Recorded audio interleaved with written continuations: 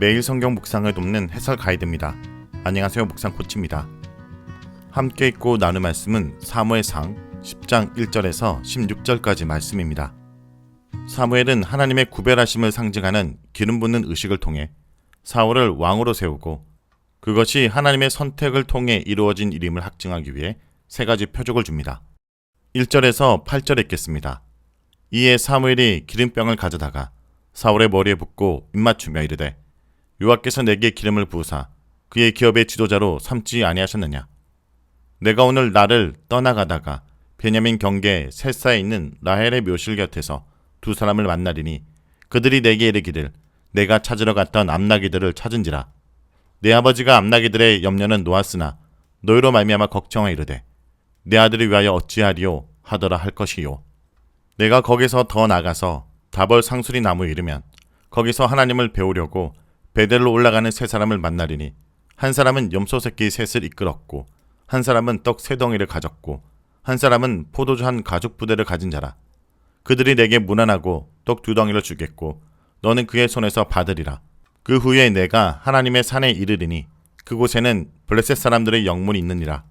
내가 그리로 가서 그 성읍으로 들어갈 때 선지자 무리가 산당에서부터 비파와 소고와 조와 수금을 앞세우고 예언하며 내려오는 것을 만날 것이요. 내게는 여호와의 영이 크게 임하리니 너도 그들과 함께 예언을 하고 변하여 새삼이 되리라. 내 징조가 내게 임하거든 너는 기회를 따라 행하라. 하나님이 너와 함께 하시니라. 너는 나보다 앞서 길가로 내려가라. 내가 내게로 내려가서 번제와 화목제를 드리니 내가 내게 가서 내가 행할 것을 가르칠 때까지 7일 동안 기다리라. 사울과 단둘이 남게 된 사무엘은 준비한 기름을 가져와서 사울의 머리에 기름을 붓습니다. 고대 근동의 관습에 따라 왕이 신하 머리에 기름을 부음으로 주종관계를 표현하였던 것처럼 이스라엘에서는 대제사장을 세울 때 머리에 기름을 부음으로 하나님께서 선택하신 종이라는 표시를 했습니다. 그런데 이제 그 범위가 확대되어 왕에게도 기름을 부음으로 왕도 하나님을 섬기기 위해 선택된 종임을 나타낸 것입니다. 이스라엘의 왕은 절대 권력을 가진 독자적인 존재가 아니라 늘 하나님 말씀에 순종하며 하나님의 대리자로서 이스라엘을 다스려야 한다는 의미입니다. 그리고 여기서 그 의미를 더욱 분명하게 하는 것은 이스라엘을 하나님의 기업이라고 표현한 것입니다. 즉 이스라엘은 하나님의 기업, 즉 하나님의 소유이기 때문에 왕은 하나님의 기업을 잘 관리하고 유지해야 될 의무가 있습니다. 사울에게 기름 부은 뒤 사무엘은 사울에게 일어날 일에 대한 세 가지 예언을 해줍니다. 먼저 라헬의 묘실 근처에서 두 사람을 만날 것이고 그들이 암나기들을 찾았다는 것과 아버지가 사울을 걱정하고 있다는 이야기를 할 것입니다.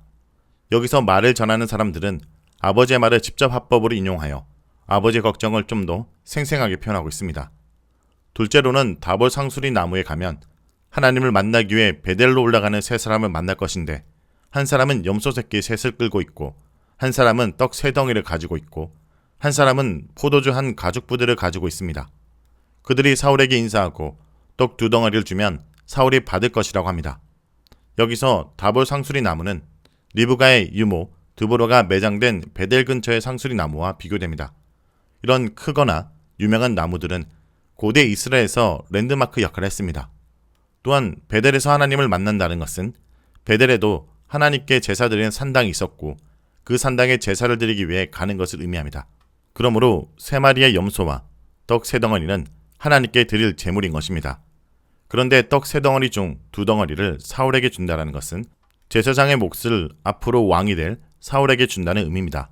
떡으로 제사를 드리는 것은 소제인데 소제는 가루인 경우는 한 줌만 태워드리고 떡의 형태로 되어 있으면 한 개만 태워서 하나님께 드리고 나머지는 제사장의 몫으로 돌리게 되어 있습니다. 그러므로 9장 24절에서 사무엘이 자신의 몫으로 주어진 넓적다리를 앞으로 왕이 될 사울에게 준 것처럼 여기서도 제사장에게 돌아갈 몫을 사울에게 줌으로써 왕권의 신성함을 나타내고 있습니다. 이것은 백성들이 사울에게 주는 첫 번째 예물이기도 합니다. 셋째로 기브에서 하나님의 영이 사울에게 내릴 것입니다. 하나님의 산, 즉 하나님의 기브아로 가는데 그곳에는 블레셋 사람들의 수비대가 있다고 소개합니다. 기브아까지 블레셋이 세력을 뻗쳤다는 것을 알 수 있습니다. 기브아에 들어가면 선지자의 무리가 산당에서 각종 악기를 연주하며 내려올 것인데 그들은 예언을 하고 있을 것이며 또한 사울에게도 여호와의 영이 임하여 그들과 같이 예언하며 다른 사람으로 변할 것입니다. 여호와의 영이 임한다는 것은 사사기에서 사사들에게 사용하는 표현으로 하나님께서 사사를 선택하시고 이스라엘을 구원할 능력을 부여주신다는 것을 의미하고 있습니다. 그러므로 여기서도 사울에게 여호와의 영이 임하여 다른 사람으로 변한다는 것은 사울이 이제 하나님의 선택을 받은 지도자가 되었다라는 뜻입니다. 다만 사사기와 다른 점은 잠시지만 여호와의 영을 받을 때 예언도 한다는 것인데 여호와의 영을 받고 예언하는 것은 드보라 사사를 연상시킵니다. 이 세 가지 표적에 대한 예언은 사울이 자신이 왕이 되는 것에 여전히 불안해하고 의심하고 있었기 때문에 그에게 학증을 주기 위한 하나님의 배려였습니다. 하나님께서는 미리 준비하시고 사울을 택하셨지만 아직 준비가 되지 않은 사울은 하나님의 부르심에 주저하고 두려워하고 있었기에 징표들을 주신 것입니다. 바로에게 가기를 주저하는 모세를 계속 설득하시고 징표를 주신 것과 같습니다. 이렇게 하나님은 하나님의 명령에 순종하기를 두려워하고 주저하는 자들을 계속 설득하시고 그와 함께 하심을 보여주며 힘을 주시는 분입니다. 마지막으로 사무엘은 사울에게 길가로 먼저 가서 7일 동안 기다리라고 명령합니다. 그런데 이 명령은 후에 13장 7절에서 15절과 연결되어 사울과 사무엘의 관계에 부정적 영향을 미치는 역할을 하게 됩니다. 다음은 9절에서 16절 읽겠습니다. 그가 사무엘에게 떠나려고 몸을 돌이킬 때 하나님이 새 마음을 주셨고 그날 그 징조도 다 응하니라. 그들이 산에 이를 때 선지자의 무리가 그리 영접하고 하나님의 영이 사울에게 크게 임함으로 그가 그들 중에서 예언을 하니 전에 사울을 알던 모든 사람들이 사울이 선지자들과 함께 예언함을 보고 서로 이르되 기스야들에게 무슨 일이 일어났느냐 사울도 선지자들 중에 있느냐 하고 그곳에 어떤 사람들은 말하여 이르되 그들의 아버지가 누구냐 한지라. 그러므로 속담이 되어 이르되 사울도 선지자들 중에 있느냐 하더라.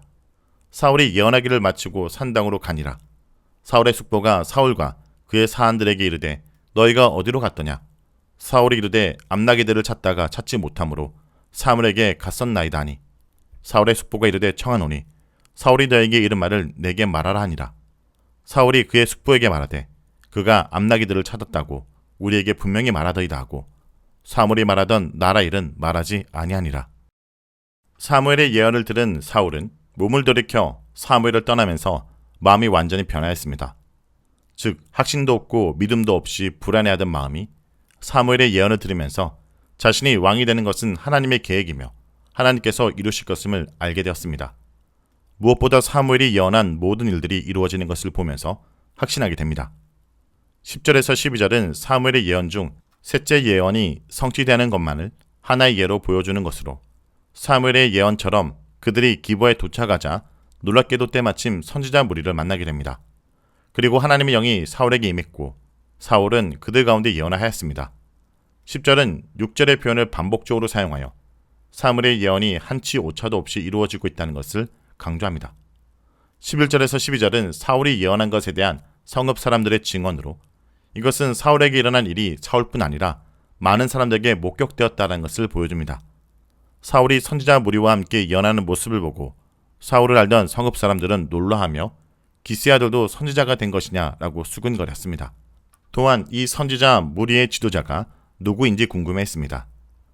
본문에서 그들의 아버지는 문자적으로 선지자의 아버지라는 것을 말하는 것이지만 여기서 아버지는 지도자를 말하는 것입니다. 선지자의 무리는 자신의 지도자를 아버지라 불렀는데 엘리사도 엘리야를 아버지라고 불렀습니다. 11절과 12절은 아들과 아버지라는 단어를 통해 성읍 사람들이 사울의 상태를 표현하고 있습니다.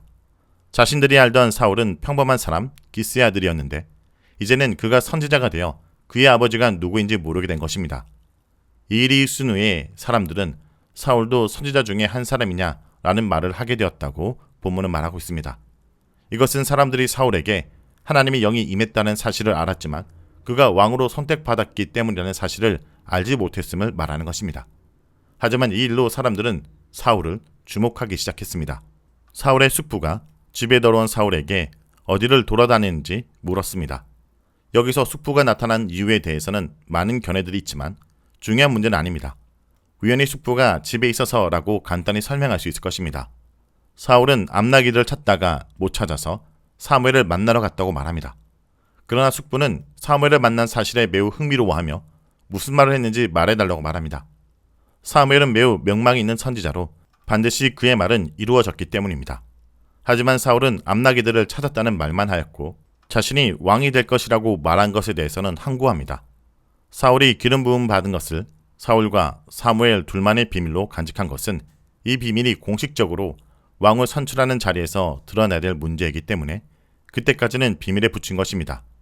이렇게 하나님께서는 차근차근 사울을 이스라엘 왕으로 선출할 준비를 하시며 준비가 끝나자 왕을 선출하는 집회를 엽니다. 자, 여기까지가 사무엘상 10장 1절에서 16절까지 말씀입니다. 오늘 말씀을 통해 우리는 무엇을 묵상하고 적용해야 할까요? 하나님은 하나님의 사람을 선택하시고 그에게 확신을 주십니다. 사무엘은 사울에게 기름을 부어 왕으로 세웠으며 사울의 일을 확신할 수 있도록 새 징조를 보여줍니다. 하나님은 사울이 자신의 왕위를 증명하는 과정을 무사히 통과하도록 필요한 능력도 주시고 동의도 약속하십니다. 징조대로 사울은 하나님의 영에 감동되어 선지자 무리와 함께 예언합니다. 기름 부음에 이어 신적 권능까지 경험하게 됩니다. 이제 사울은 과거의 사울이 아닌 새 사람이 되었습니다. 블레셋의 압제에서 이스라엘을 구원해내 자신의 소명을 깨닫고 이를 받아들이게 된 것입니다. 성도 여러분, 하나님은 우리를 선택하실 뿐 아니라 그 선택에 대한 확신을 주십니다. 그러한 확신으로 오늘도 우리에게 주어진 사명을 잘 감당하며 감사함으로 살아가는 주의 백성들이 되길 간절히 기도드립니다.